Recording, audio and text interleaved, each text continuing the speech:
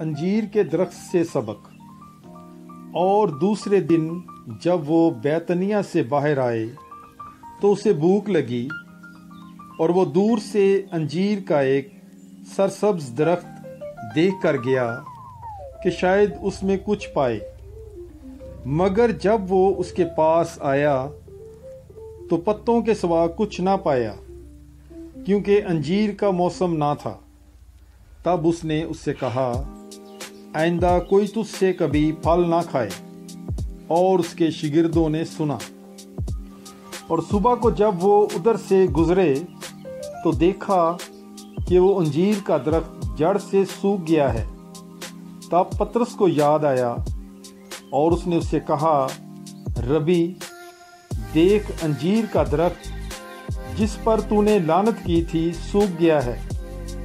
یسوع نے جواب میں ان سے کہا، خدا پر ایمان رکھو کہ میں تم سے سچ کہتا ہوں کہ جو کوئی اس پہاڑ کو کہے اکھڑ جا اور سمندر میں جا پڑ، اور اپنے دل میں شک نہ لائے، بلکہ یقین کرے کہ جو وہ کہتا ہے وہ ہو جائے گا، تو اس کے واسطے یہ ہو جائے گا۔ اس لیے میں تم سے کہتا ہوں کہ جو کچھ تم دعا میں مانگتے ہو، یقین رکھو کہ تم نے پا لیا ہے تو تم اسے پاؤ گے۔ اور جب تم دعا کے لیے کھڑے ہوتے ہو، اگر کسی کے خلاف کچھ دعویٰ رکھتے ہو تو معاف کرو، تاکہ تمہارا باپ بھی جو آسمان پر ہے تمہارے گناہ معاف کرے۔